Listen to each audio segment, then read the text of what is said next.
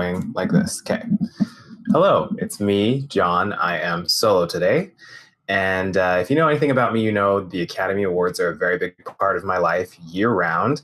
And a lot of people have been asking me what my picks and predictions are for the Academy Awards this year. So I figured I would make a video that's not quite dissimilar to the one I made earlier last year for the Tony Awards.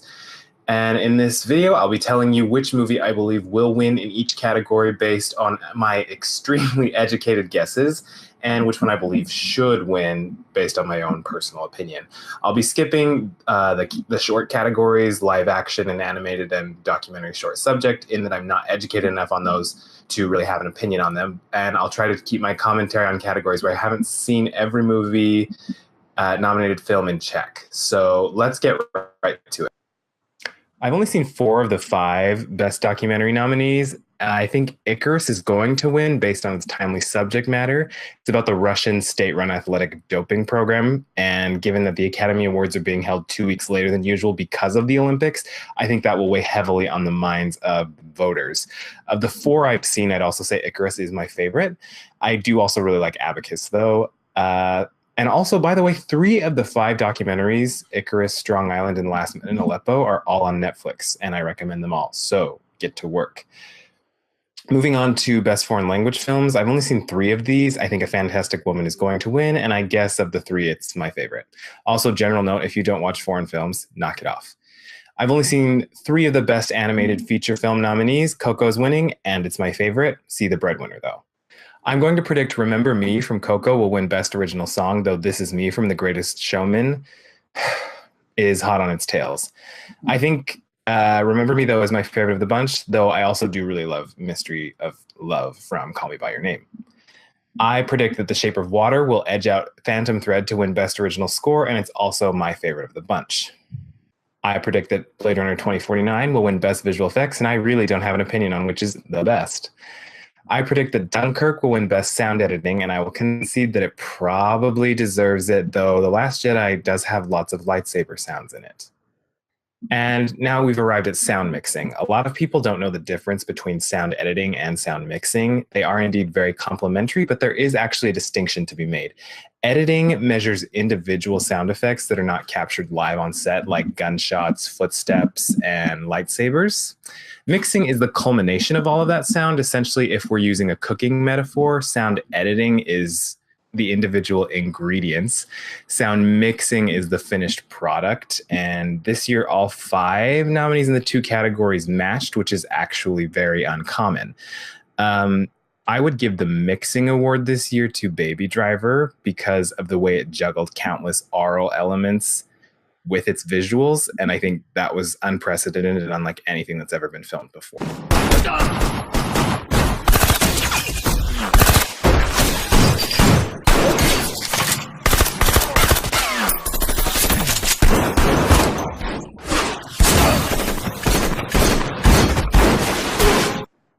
Moving on, Darkest Hour, I believe, will soundly win the award for Best Makeup and Hairstyling, and I would say that it deserves it, though I will also say Wonder's transformation of Jacob Tremblay was also pretty remarkable. Phantom Thread, similarly, will win Best Costume Design by a Marathon, and it deserves it by a Marathon. Okay, and the nominees for Best Film Editing are Baby Driver, Dunkirk, I, Tonya, The Shape of Water, and 3 Billboards Outside Ebbing, Missouri. I suppose to a casual awards show viewer, this might appear to be kind of a minor category, but it's actually a lot more important in the big picture than you think. The editing branch of the Academy is very large, and it's very rare in the last 10 years for a film to win Best Picture without a Best Editing nomination as well, so bear that in mind as we get closer to the bigger categories. I predict that Dunkirk is going to win, and it won't be undeserved. I take a lot of issues with Dunkirk, but I do have to concede that its pacing and seamless transitions from battlefield to ocean to skies are pretty smooth. However, I think out of these 5 nominees, Baby Driver is the best by a comfortable mile. The way that Baby Driver syncs its visuals to music is unlike anything I've ever seen before. There is even a shootout in which every single gunshot is fired to the beat of the soundtrack.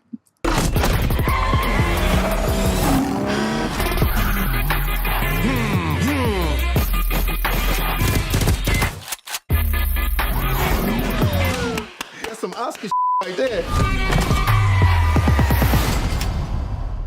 pull off that kind of coordination is basically editing Mount Everest. So I would love to see Baby Driver win this one.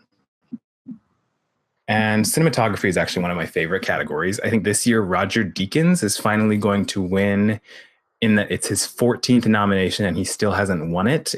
Roger Deakins is the director of photography for Blade Runner 2049. And granted, it seems like we say this every year that it's finally Roger Deakins' year.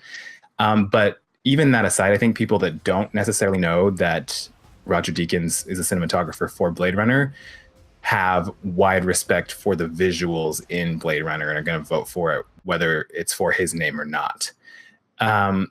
With this category, it's also important to note that Rachel Morrison is the first woman to ever be nominated in this category. She's the director of photography for Mudbound. Directors of photography always imprint their perspective on a film, and I think having more alternative perspectives telling us where to look can only be good for the industry. So I would love to see her win, but that being said, I do have to say that my favorite of these 5 nominees is The Shape of Water. It's one of those movies where every last frame could be hung on your wall, and some of the visuals alone put a lump in my throat. I deliver. The nominees for Best Production Design are Beauty and the Beast, Blade Runner 2049, Darkest Hour, Dunkirk, and The Shape of Water. I think Shape of Water also has this one, though Blade Runner is coming in hot. All of 5 of these are really outstanding, but you probably guessed it, my favorite is The Shape of Water. The nominees for Best Adapted Screenplay are Call Me By Your Name, The Disaster Artist, Logan, Molly's Game, and Mudbound. And Call Me By Your Name will easily win this one. The screenplay was adapted by James Ivory, who's a very accomplished director and screenwriter. And he at 89 years old will win his first Oscar and also be the oldest ever recipient or living recipient of an Oscar. I also think that Call Me By Your Name deserves to win this award, though I would give Mudbound a very close second and wouldn't at all be upset to see Mudbound win. And it's also a shame that this is the only place that Molly's Game was nominated, because it was actually one of my favorites from last year. The nominees for Best Original Screenplay are The Big Sick, Get Out, Lady Bird, The Shape of Water, and 3 Billboards Outside Ebbing, Missouri. And this just might be the toughest race to call of them all. Get Out won the Writers Guild of America award, which is a pretty good indicator. I don't answer to anyone. Right. All I know is sometimes, if there's too many white people, I get nervous, you know. But 3 Billboards wasn't eligible there because its screenwriter, Martin McDonagh, isn't a member of the Writers Guild of America. You could say it's a dead heat between these two, but it would also be foolish to count Lady Bird out because it's very beloved and not really pulling weight anywhere else. I'm going to go with 3 Billboards, but at the same time, I wouldn't be surprised to see any of the others win, aside from The Big Sick.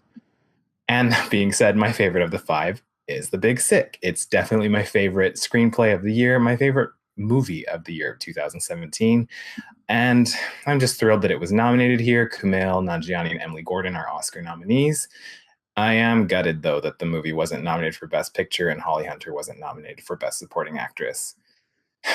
That aside, this is a very strong category with 5 deserving winners, and it's probably the toughest to call. Okay, now we're moving on to acting. This year, for the first time ever in history, the same 4 actors have won the Golden Globes, the Critics' Choice, the Screen Actors Guild, and BAFTA awards. It's never happened before. It would be foolish at this point to predict anyone but those 4 is going to win, but I have a strong gut feeling that's set. I'm not sure which one. My heart is telling me that it's Allison Janney, that she's the most vulnerable of the 4, though I still feel a bit of trepidation betting against her because she's such a beloved figure in the film industry. But you know what? No guts, no glory. I'm going to say Laurie Metcalf pulls an upset here. It's notable that Laurie Metcalf won just about every single regional critics prize for Best Supporting Actress before the televised awards season began. And that's where Allison Janney just kind of started to run away from it. And then in terms of my preference, Laurie Metcalf is my favorite. Allison Janney is devastating and fiercely committed in I, Tonya, but the nuance Laurie Metcalf brings to her role in Lady Bird really gives that movie wings. Oh, that was so bad. Are you serious? Well, we don't have to constantly be entertaining ourselves, do we? Also, if you watched my Tony videos last year, you know how much respect I have for Laurie Metcalf, and yet she still continues to find new ways to impress me. And I know it's a super outside shot, but I'm going to pull for a Metcalf win here. In Best Supporting Actor, Sam Rockwell has dominated the televised Best Supporting Actor awards, and I think he's going to continue that trend and go right to the Oscar. Similar to Laurie Metcalf, though, Willem Dafoe won almost every major critics award before that, and then once the televised awards began, he kind of faded away. I also wouldn't be shocked if Christopher Plummer sneaks in and snatches it away from both of them due to the press his movie got for the fact that he shot his role in 9 days to replace Kevin Spacey. So yeah, my prediction is Sam Rockwell. Of those five, I think I'm going to say Sam Rockwell is my favorite, though I'm really not crazy about any of these five performances. Honestly, I just wish Jason Mitchell or Garrett Hedlund had been nominated for their performances in Mudbound. Okay. And in Best Actress, Frances McDormand is your odds-on favorite, and I'm not going to bet against her, especially given how charming her speeches have been at all of these award shows this season. The time it took you to get out here whining like a bitch, Willoughby. Some other poor girl's probably out there being butchered right now, but I'm glad you got your priorities straight. I'll say that for you. The only thing that works against her is that she's already won before, and there are some young darlings of the industry in this category. Saoirse Ronan is only 23 years old, but she's on her third nomination already, and many might pick her in Lady Bird just as a way to check off that film on their ballot if they don't vote for it anywhere else, and also because they're familiar with her name. Also, Sally Hawkins has a bit of an outside chance to win if there's a tidal wave sweep that somehow has happened in the shadows for The Shape of Water, because it's the most nominated film of the year. But I don't know that that's terribly likely. So my prediction is Frances McDormand. In terms of my preferences, I have to say that I think Frances McDormand gives the strongest performance out of these five, Sally Hawkins being a close second. Though, it might make me happiest to actually see Saoirse Ronan win this. Saoirse plays her character in such a universal way that many people write off as too easy or too simple, when I actually think that is evidence that Saoirse is too good. She's so good that you can't see that she's what she's doing as an actor. I've always been a big admirer of hers. I love that she's made this character that's going to stand up for years as this alternative but relatable portrayal of an American teenager. And I honestly would love to see her win. I think a lot of people might feel like it's her time. What role? The Tempest.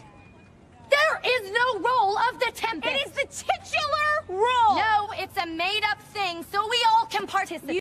But I'm not going to be mad when they call Frances' name, and she probably gives the best speech of the night. That's what's happening. In terms of Best Actor, Gary Oldman is winning, and that's that. Timothée Chalamet was the critics' darling early in the season, but I think his momentum has kind of fizzled out. If you follow me on social media, I've made it pretty clear that I think Timothée Chalamet gives the performance of the year. So logically, I would say that he deserves this one. She's more beautiful than she was last year. I saw her naked on a night swim once. Great body. Trying to get me to like her? What would be the harm in that? I would indeed be thrilled to see him win, but I have to say, winning an Oscar at his age might actually not be a good thing for him career-wise. Unlike Saoirse Ronan, he doesn't have a long history of widely seen work. And if he shows up on the welcome mat to major motion pictures with a Best Actor Oscar in hand, I think the expectations are going to be so high that he could set himself up for some major failures. And on top of that, it's weird to think that we live in a world where Gary Oldman is only on his second Oscar nomination and that he's never won. I've seen at least Gary Oldman movies, but if he were to rob me at gunpoint, I wouldn't be able to pick him out in a police lineup because he's just a chameleon. He fiercely commits to everything he does, and Darkest Hour is no exception. So while Timothy Chalamet is my favorite, I'll be very happy to see him predictably win his belated Oscar this year. You cannot reason with a tiger when your head is in its mouth! Best Director has actually become quite predictable, possibly the easiest to predict category of the night, aside from animated feature. Guillermo del Toro has won every single major Best Directors award, including DGA, BAFTA, Critics' Choice, and Golden Globe. He's insatiably charming, has a long reputation as a passionate and uncompromising artist, so there's really not much in his way. And I also think he deserves it. The Shape of Water's 13 nominations speak to how every element of that film works together, and he is to credit for keeping all of that in check and keeping all of it cohesive. That being said, though, I do love that Jordan Peele and Greta Gerwig are nominated here, and I hope these are the first of many nominations for those two. And that brings us to Best Picture. Here are the nominees. They're going to pop up on the screen, I guess.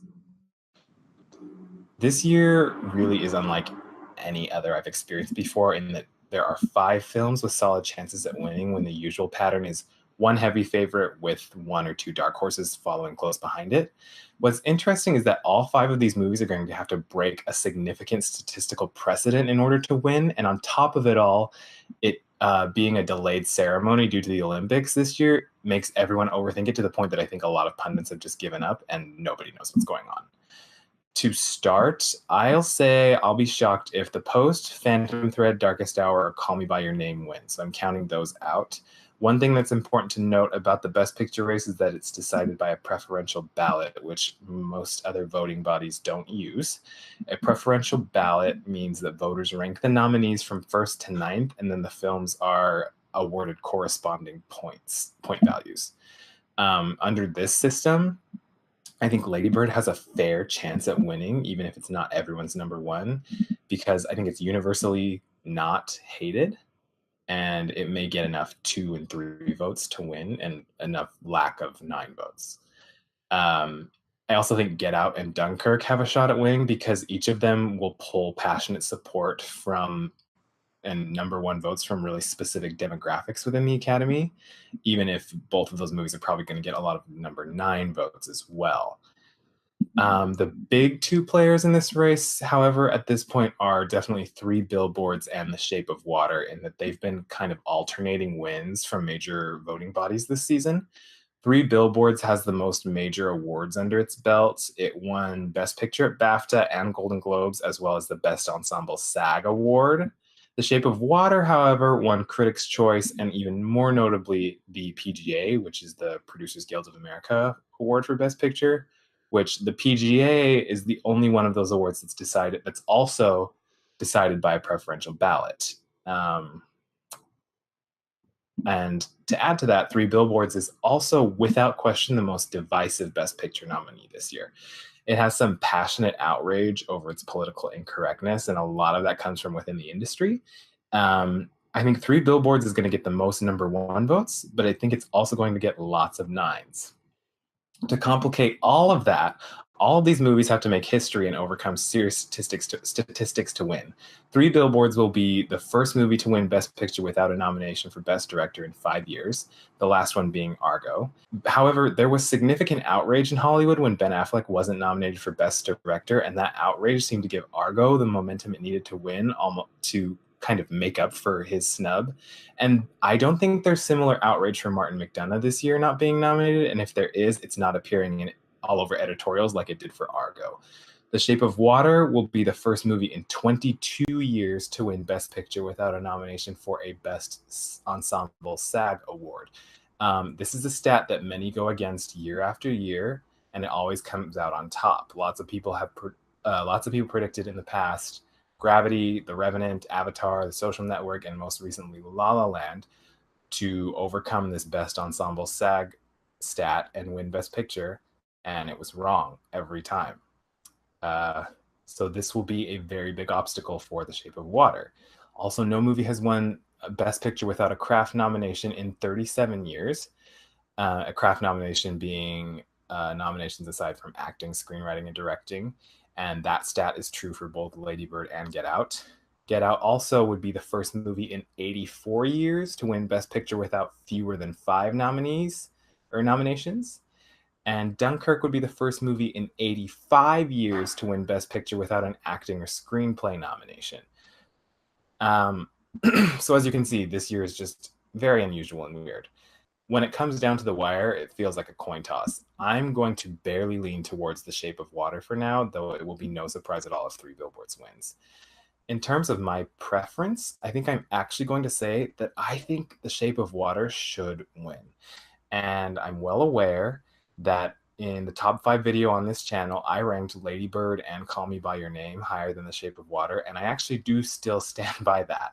I'd be thrilled to see either of them win. I'd actually be jumping up and down out of my couch. But there are a lot of sentimental reasons that would make The Shape of Water win the most satisfying for me. First of all, it would be beautiful to see Guillermo del Toro unabashedly embraced for his unapologetic refusal to be normal. And I think this story is actually one that our world universally needs. It takes place in post-World War II utopian America, a time that many people think was when America was great. But it shines a light on how it was only great for some people. It's the story of a voiceless woman who comes to love what others refuse to even try to understand, and her comrades in accomplishing this objective are a deeply closeted gay man and a Black woman. It puts a fable lens over all of this, so it's easy to follow, and I think should it win Best Picture, it'll be a beautiful reflection of an artist giving his rebuttal to the Make America Great Again era, and for that reason, it will stand the test of time. Eliza, honey, he's coming for you.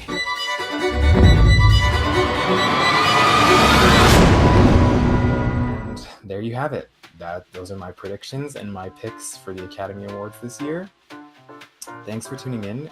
Please leave me a comment. Tell me what you think. You can follow me on Twitter at JON_LOW. I will try to live tweet the Academy Awards this year.